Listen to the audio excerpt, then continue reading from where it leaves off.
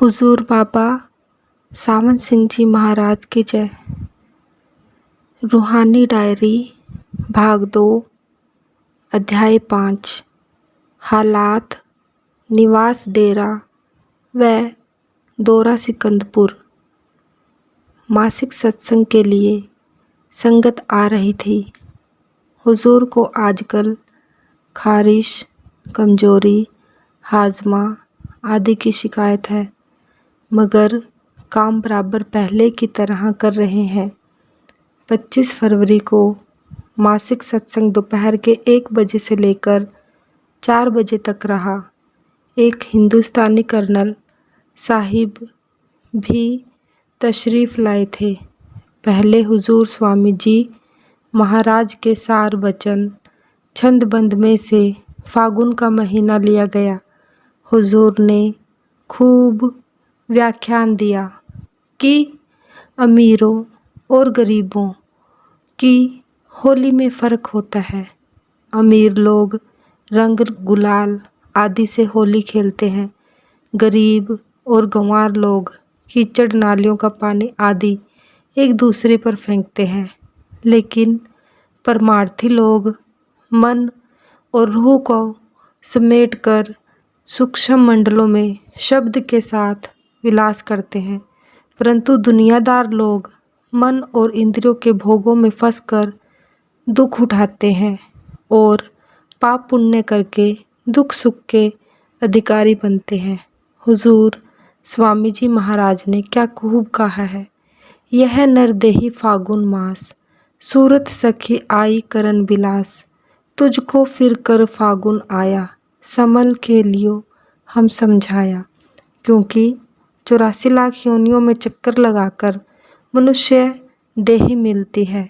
संतों ऋषि मुनियों की दया सिर्फ इंसानों तक ही सीमित नहीं है, क्योंकि जिस जानवर पर संत सवारी कर ले या जिस पेड़ का फल खा ले, उसको उस योनि से निकाल कर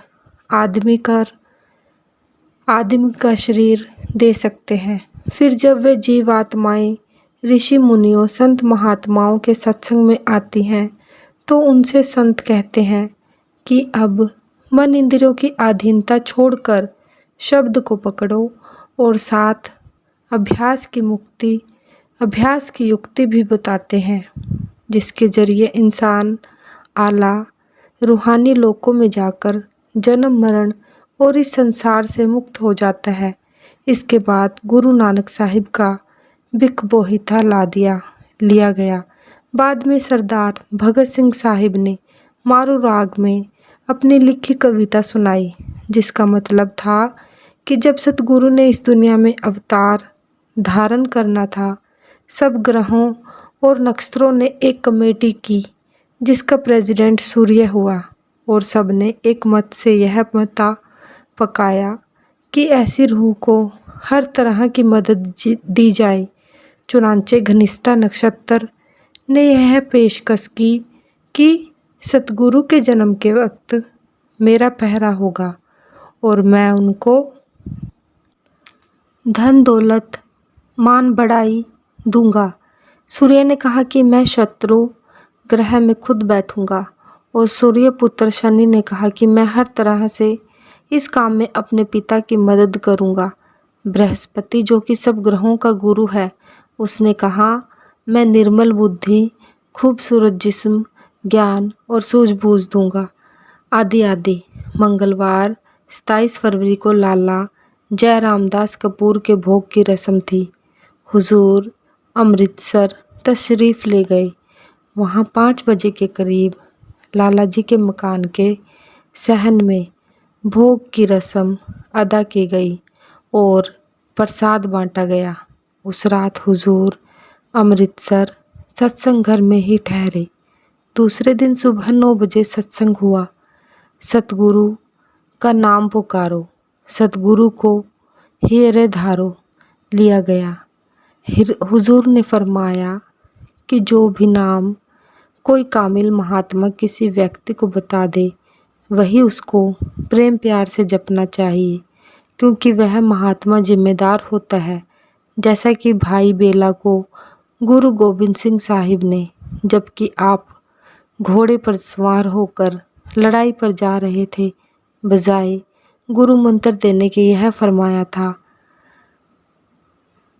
वाह भाई बेला, ना पिछाने वक्त ना पिछाने वेला।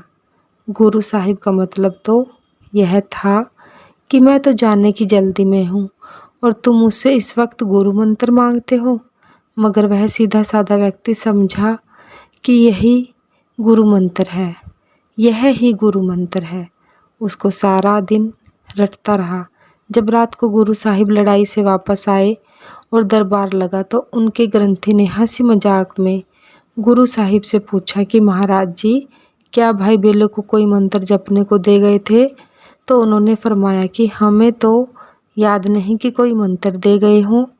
उस पर ग्रंथी बोला, यह तो सारा दिन वाह भाई बेला, ना पिछाने वक्त ना पिछाने वेला जपता रहा है। इस पर गुरु साहिब बहुत प्रसन्न हुए और फरमाया, अगर भाई बेला ने वेला नहीं पहचाना तो यह सुलझ गया और भाई साहिब के अंतर के किवाड़ खुल गए। इसके बाद शाम को वहाँ से रवाना होकर डेरे 7 बजे के करीब पहुँच गए। एक खत उस अभ्यासी का नकल किया जाता है। 13 फरवरी 1945। परम कृपालु सच्चे पिताजी, आपका हुक्मनामा मिला। हुजूर के हुक्म के मुताबिक उस रोज़ से बहुत मेहनत और प्यार से भजन करता रहा हूँ। 1 माह लगातार 1 मिनट के लिए नहीं सोया और ना ही नींद आई है। बदन कमज़ोर होने के कारण वक्त से पहले कम कर दिया है। शाम को 7 बजे से 10 बजे तक और सुबह को 3 बजे से 6 बजे तक। अब मैं वहाँ तक पहुँच गया हूँ जहाँ पर बड़े बड़े पहाड़, घाटियाँ और अच्छे अच्छे बाग हैं। वहाँ पर ऊपर से बेअंत बर्फ़ गिर रही है और एक बाग की सैर की। उस वक्त ऐसा मालूम होता था कि दोपहर है। सूर्य सिर के ऊपर था और खूब रोशनी दिखाई देती थी। आगे बहुत बर्फ़ पड़ रही थी, इसलिए आगे ना जा सका और वापस आ गया। कल 2 बजे तारीख 3 मार्च को हुजूर मोटर कार से लुधियाना जाएंगे और वहाँ से 8:30 बजे की गाड़ी से हिसार रवाना होंगे। हुजूर को काम की ज्यादती है और जिस्म पर लाल लाल फुंसियाँ निकल रही हैं और साथ ही जुकाम का जोर है। नाक बहता है पर काम करते हैं। किसी सत्संगी ने डाक में सवाल भेजा कि पहले पहले किस आवाज़ को पकड़े, तो जवाब दिया कि पहले पहले बहुत सी आवाज़ें आया करती हैं, उनमें से घंटे की आवाज़ तलाश करो। जब तक वह ना मिले, जो आवाज़ सुनाई देती है उसे ही सुनो। हुजूर पुर नूर का दौरा, सिकंदपुर। 3 मार्च की सुबह 8 बजे डेरे से चलकर हुजूर जल्दी जल्दी रास्ते में किसी जगह ठहरे बिना कोटकपुरा पहुँचे, क्योंकि सबको ख्याल था कि हुजूर रेल में हिसार के रास्ते लुधियाना से तशरीफ़ ले जाएंगे। मगर कोटकपुरा मुख्तसर सराय नांगा की संगतों को पता था, वे मौके पर मौजूद थी। उनके लिए उतरना पड़ा। उसके बाद डबवाली से 9 मील पर परे नहर बंगला माहौल वाला पर आकर खाना खाने के लिए दिन के 2 बजे ठहर गए। नहर के किनारे यह बड़ा मनमोहक स्थान है। नहर बह रही थी। वहाँ सबने आराम से खाना जो साथ लाए थे खाया। 3 बजे के बाद आगे चल पड़े। यहाँ से करीब ही मौजा सम्मी से एक पक्की सड़क मंडी गिद्दड़बाहा को जाती है, जिस पर कुछ दूर चलकर नहर की पट्टी मिल जाती है, जो कि 85 मील आगे चलकर जगेड़ा के मुकाम पर शाही सड़क से आकर मिला देती है। जगेड़ा लुधियाना से 18 मील बताया जाता है। यह रास्ता मोगा मुक्तसर मलोट डबवाली के रास्ते से छोटा है, जाती बार इसको देखने का इरादा है। सिरसा भी रास्ते में नहीं ठहरे, सीधे सिकंदपुर मिल में 5 बजे से पहले आ पहुँचे। हुजूर ने कारखाने को देखा, काम खूब चल रहा था। फिर कमाद की कटाई वाले खेत में तशरीफ़ ले गए और मैं घर आ गया। 8 व 9 मार्च की 2 रात हुजूर बड़े भाई साहब के निवास स्थान तेहड़ी रसूलपुर में ठहरे। वहाँ से कमाद की कटाई के खेत केवल आधा मील पर है।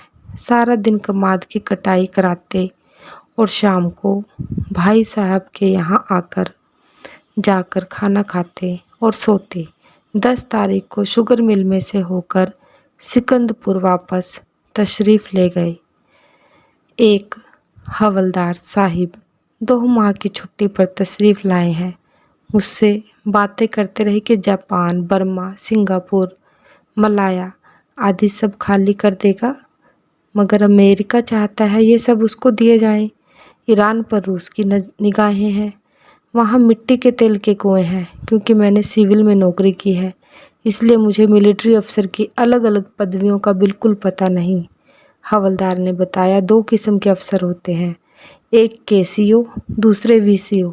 यानी एक तो शाह इंग्लैंड के कमीशन अफसर, दूसरे वायसराय के कमीशन अफसर, जैसे सूबेदार, मेजर, जमादार इत्यादि। दूसरे केसीओ में निम्नलिखित दर्जे हैं। एक सेकंड लेफ्टिनेंट, जिसकी वर्दी में सिर्फ 1 स्टार तारा होता है। 2 लेफ्टिनेंट, जिसकी वर्दी में 2 स्टार तारे होते हैं। 3 कैप्टन, जिसकी वर्दी में 3 स्टार तारे होते हैं। 4 मेजर, जिसकी वर्दी में 1 क्राउन ताज होता है। 5 लेफ्टिनेंट कर्नल, जिसकी वर्दी में सिर्फ 1 क्राउन ताज और 1 स्टार होता है। इन सबको लड़ाई में मोर्चे पर जाकर लड़ाई करनी पड़ती है। 6 कर्नल, जिसकी वर्दी में 1 क्राउन ताज और 2 स्टार तारे होते हैं। 7 ब्रिगेडियर, जिसको अमेरिका वाले ब्रिगेडियर जनरल कहते हैं, उसकी वर्दी में 3 स्टार होते हैं और 1 क्राउन ताज होता है। उसका झंडा नीला होता है। 8 मेजर जनरल, जिसकी वर्दी में 1 स्टार होता है और 1 क्रॉस स्वॉर्ड तलवार होती है। उसका झंडा लाल होता है। उसके अधीन 3-4 ब्रिगेडियर होते हैं। 9 लेफ्टिनेंट जनरल, जिसकी वर्दी में 1 क्राउन ताज और 1 क्रॉस स्वॉर्ड तलवार होती है। उसका झंडा यूनियन जैक होता है। 10 जनरल, उसका भी झंडा यूनियन जैक ही होता है।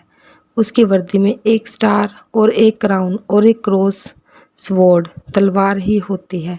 उसके अधीन 3-4 मेजर जनरल होते हैं। लड़ाई में पीछे रहकर सारी फौज को कमांड करता है। हिंदुस्तान के commander in chief lieutenant general या जनरल का ओहदा रखते हैं।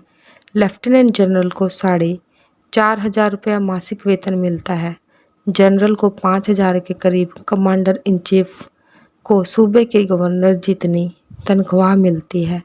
11 फील्ड मार्शल, इसकी वर्दी में क्रॉस स्वॉर्ड तलवार के गिर्द चक्कर होता है, जिसको बैज कहते हैं। उसका भी झंडा यूनियन जैक होता है। इन सब के ऊपर आर्मी का काउंसिल होती है, जिसमें फ़ौज के तजुर्बेकार बूढ़े अफसर और सिविल के जज होते हैं। वह अफसरों को तरक्की आदि देने का फैसला करती है।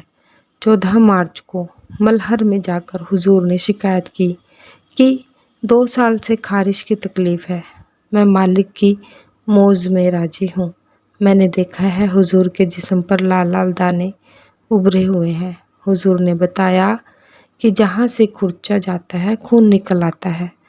एक चमार ने कहा, हुजूर यह तकलीफ़ मुझको दे दो। हुजूर ने फरमाया, अरे चिल्ला उठेगा। मैंने भी कहा, पिचक जाएगा, क्योंकि हुजूर को जो तकलीफ़ आती है वह पहाड़ की राई बन जाती है।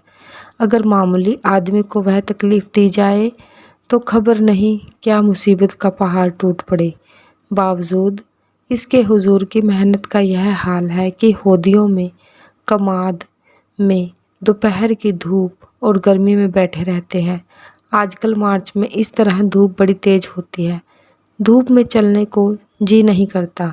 मैं तो सारा दिन एक झाड़ी के साए में बिस्तर बिछाकर लिखता रहता हूँ या लेटा रहता हूँ, मगर हुजूर ना तो लेटते हैं, ना कोई घना साया तलाश करते हैं।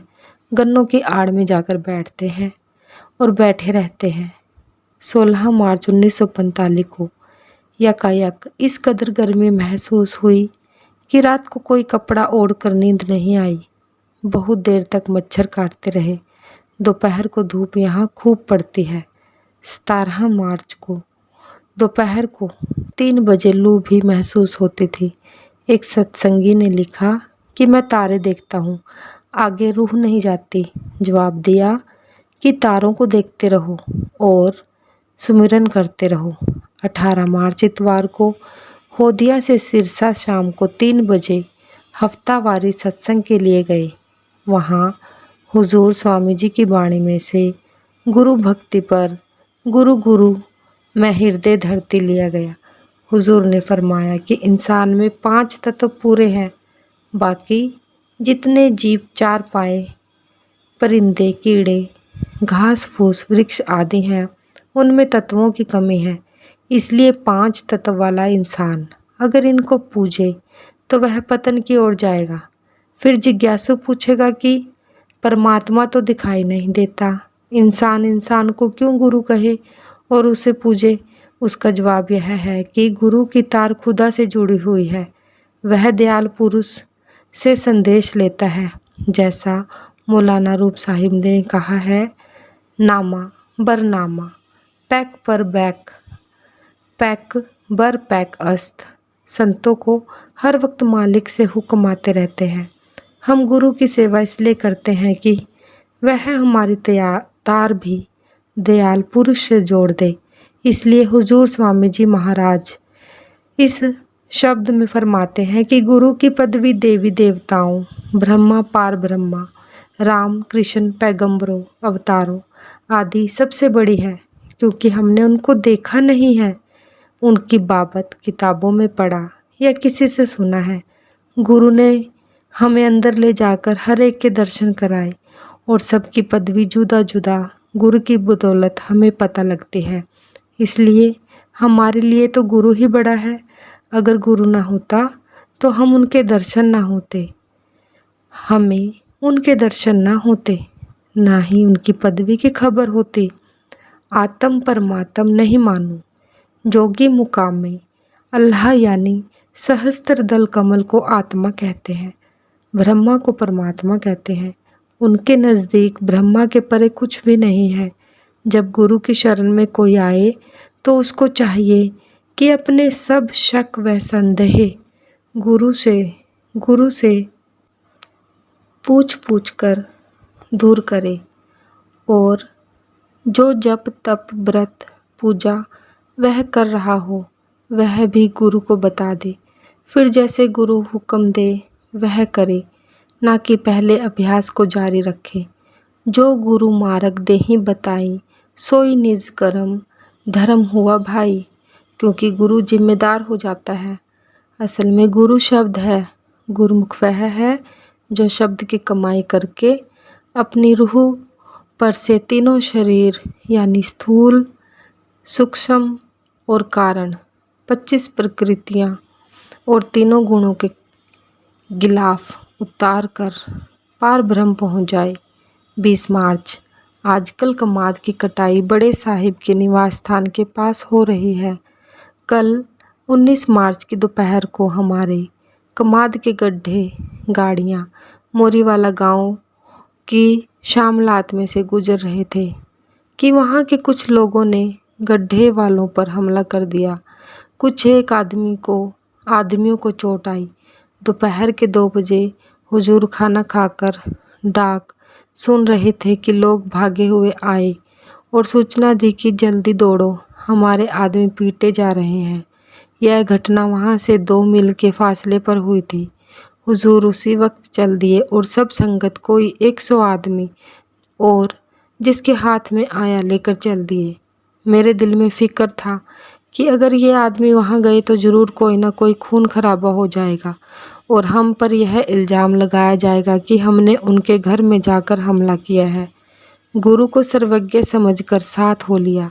जब हुजूर उस जगह से चौथाई मील पर रह गए और हुजूर की ज़मीन की सीमा आ गई तो हुजूर ने हुक्म दिया कि कोई आगे न बढ़े और एक दो आदमी निहत्थे भेजकर पता करे कि क्या हालत है। वहाँ से रिपोर्ट आई कि विरोधी दल आगे खड़ा है, मगर अब कोई फ़ायदा और अब कोई और फसाद का डर नहीं है। इस पर हुजूर वापस आ गई। पुलिस में बाकायदा कार्यवाही कर दी गई।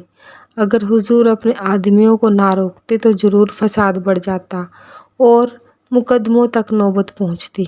सब ने बड़े संयम से काम लिया। निम्नलिखित 2 चिट्ठियाँ नकल के योग्य हैं। राधा स्वामी दयाल की दया, राधा स्वामी सहाय। श्रीमान परम पूज्य श्री गुरुदेव जी, अर्ज कमतरीन की यह है कि हुजूर जी 9 मार्च 1945 के दिन 8 बजे मेरे घर को आग लग गई। घर पर कोई ना था। एक छोटी लड़की घर पर थी। अंदर दाखिल होते वक्त क्या देखा कि आग लगी हुई है। मेरी पत्नी साथ वाले घर में बैठी थी। मेरी पत्नी को उस लड़की ने आकर कहा कि आपके घर में आग लग गई है। जब उसने मकान पर जाकर देखा तो हुजूर खुद आग बुझा रहे थे। हुजूर की कृपा से कोई नुकसान नहीं हुआ। आग पर सिर्फ एक बाल्टी पानी डाला गया कि फौरन आग शांत हो गई। जब दूसरे लोगों ने देखा, बड़े हैरान होकर चुपचाप चले गए। आपकी महिमा आप ही जाने। राधा स्वामी दयाल की दया, राधा स्वामी जी सहाय।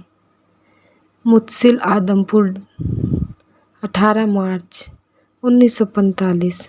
हुजूर शहंशाह मालिक कुल अकाल पुरुष के चरणों में हाथ जोड़ जोड़कर राधा स्वामी कुल संगत की मंजूर होवे।